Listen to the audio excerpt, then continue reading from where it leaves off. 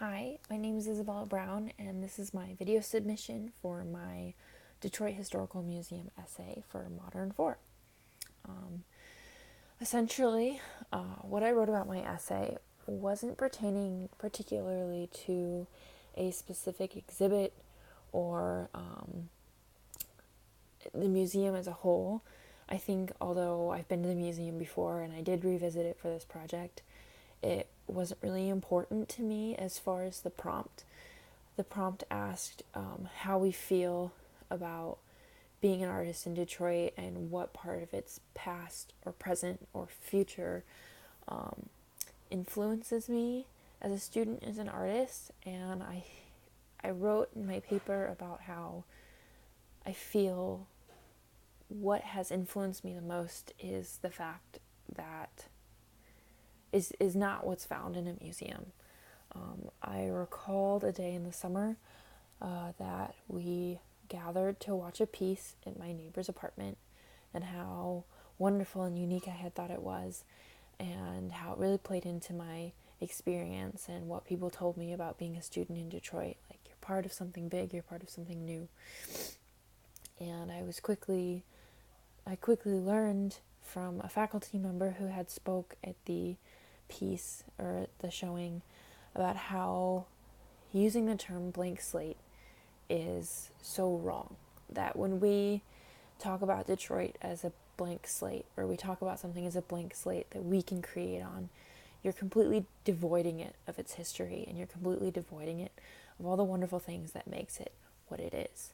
And that's essentially what I wrote my paper on, and how, as a student at Wayne State and as someone who's not from here, I felt that it's been very difficult being a Detroit resident and um, trying to be a part of this resurgence when I feel like I don't belong as a member of its resurgence, and not in a way that's like, oh, I don't belong, but I think that I play into the gentrification of Detroit.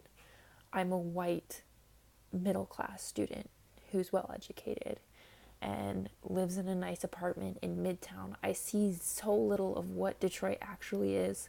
I'm exposed to such a small percentage of what Detroit can be considered. To really consider myself a key player in the resurgence of Detroit, or consider myself a Detroit resident. And that's essentially what I wrote about. And I think it's important to me, and it causes me to have this feeling of not necessarily passion, but just this feeling that I want to talk about it, and I'm confused about it because it is so important to me. And I've worked with people in my restaurant job who are from Detroit and who've existed here and whose grandparents have lived here, and to hear their stories and their struggle and how they are receiving this past 4, 5, 6 years of resurgence and rebirth, and they feel cheated.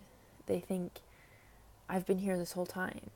Like, why is it now that all of these white people can come in and say that Detroit's cool and now they're making money? And I think that's a really important topic to talk about when we talk about Detroit history.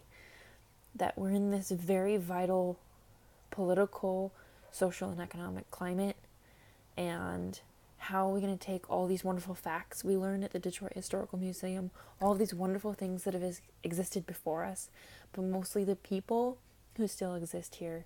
How are we going to take all of this material and this information to create a new Detroit? Or not to create, to rebuild something that's already here.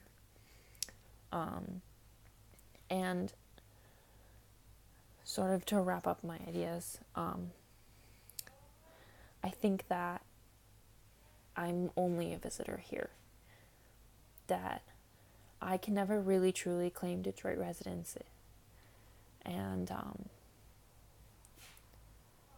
it's my duty to use my education and my understanding of situations as a platform for other people to share their stories. That although my experience is important, and although my experience in Detroit as an outsider is important, it's so much more important for the people who already live here and work here. Essentially, they are the future, and they were the past, and they are the present, and they are the future. And that's where the true history of Detroit lies, in its people.